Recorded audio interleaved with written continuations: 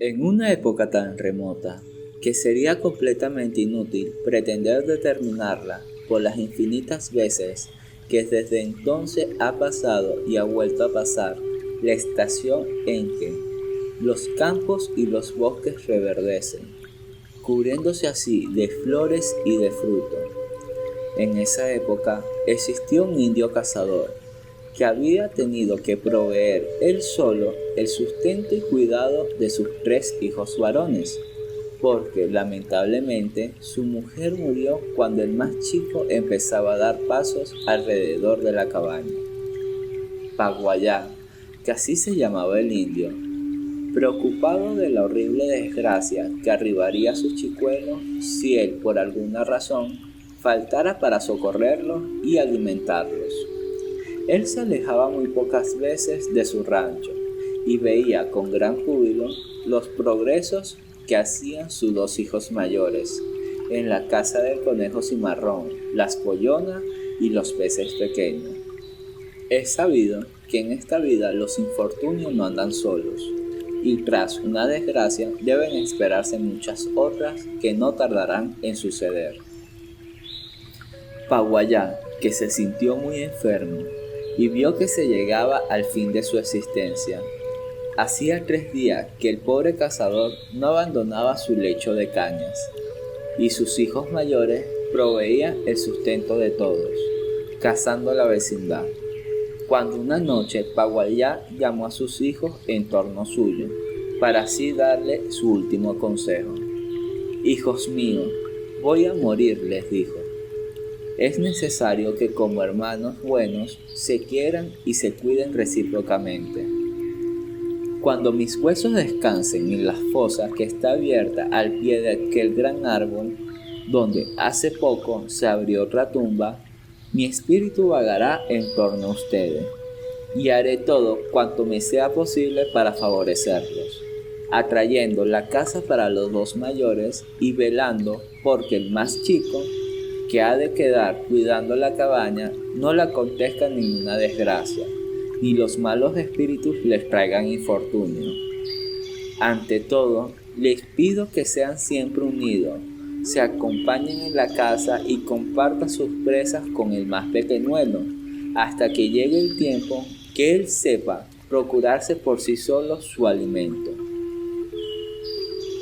2 días después de la muerte de Payaguá, sus hijos depositaron en la tierra aquel cadáver frío, cumpliendo así todas las prescripciones que les daría su padre, y algún tiempo pasó sin que ninguno de los 3 violara sus consejos, pero llegó una época del año en que se hizo penoso y difícil proveer sustento. Los hermanos mayores salían entonces al bosque a dar largas excursiones, quedándose a veces durante la noche y el día siguiente en sitios muy apartados. En una de esas excursiones encontraron las chozas de otros hombres y empezó a hacerles agradable permanecer en ellas, en compañía de extraños, olvidando la vivienda donde el hambre visitaba con frecuencia al chico solitario, que muchas veces se alimentaba de cogollos de plantas o de raíces crudas de una hierba que crecía en la proximidad. Una vez que los zorros que atondaban en el bosque rastreaban buscando su alimento en las cercanías del rancho abandonado, oyeron los lamentos del niño y con su sagacidad tan pronunciada llegaron a convencerse de que en aquella choza no había persona que pudiera hacerle mal. Se aproximaron entonces a las tapias de barro e hicieron su guarida en aquel sitio, donde durante el día quedaban los restos de las aves o animales con que se habían alimentado. El niño se apoderaba de aquellos despojos y no tardó en familiarizarse con los animales que la providencia había traído para proporcionarle alimento. Pensaba en el espíritu de su padre, que debía velar en torno suyo, y creyó que desde que sus hermanos no venían, alguna desgracia debía haberle ocurrido. ¿No habrán muerto también ellos como murió mi padre?, él se preguntaba. El espíritu de todos estará tal vez entre estos buenos seres que me traen de comer y se duelen de mí. Pasó el tiempo y el chicuelo aprendió, en compañía de los astutos cazadores de la selva, a sorprender a las aves en los lagos o en las tupidas ramazonas, a atacar a las corzuelas o a hacer presa en las ocultas viviendas del ligero aperia, o mejor conocido, conejo. El cuerpo del niño fue poco a poco cubriéndose de pelo por el efecto de la desnudez, y pudo así resistir mucho mejor las intemperies. El idioma sencillo de los zorros llegó a serle familiar, y como vivía con ellos durante el día y la noche, difícil hubiera sido usar otro lenguaje. Con su inteligencia de hombre, llegó a ser el cazador más diestro y fuerte de la cuadrilla, y las batidas que daba por la proximidad eran siempre eficaces. Una vez que los indios, en compañía de los dos hermanos mayores, batían los bosques, siguiendo por sus rastros a los tapiros, acertaron a pasar por la proximidad de aquel gran árbol, donde se encontraba la tumba de Payaguá y su mujer.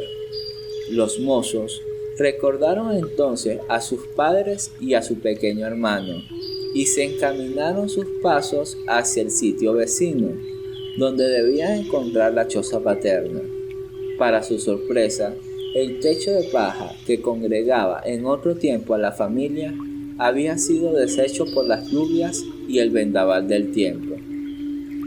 Los aguaras, habiendo hecho sus cuevas donde antes se levantaba la morada paternal, los indios dando voces llamaron a su hermano, y a los gritos de aquello apareció por la proximidad la cuadrilla de zorros, sorprendida de ver sobre sus cuevas a tan inesperados visitantes. El niño apareció también y oyó las voces de sus hermanos que llamaban por él, pero ya era casi un zorro, y entre los que habían socorrido en la orfandad se encontraba mejor que en la compañía de los ingratos. «Hermano, hermano», gritaban los cazadores cuando lo descubrieron. El niño aguara, haciendo un gran esfuerzo para volver a hablar el lenguaje de sus padres, dijo, alzándose en las patas traseras desde el centro del grupo de los zorros: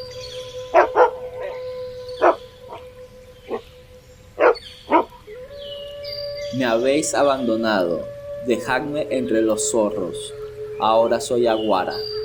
Y esas voces, como una eterna queja, se perdieron confusas en los ecos y aullido de la jauría, que huía espantada al conocer el desamor y la ingratitud de que es capaz el hombre.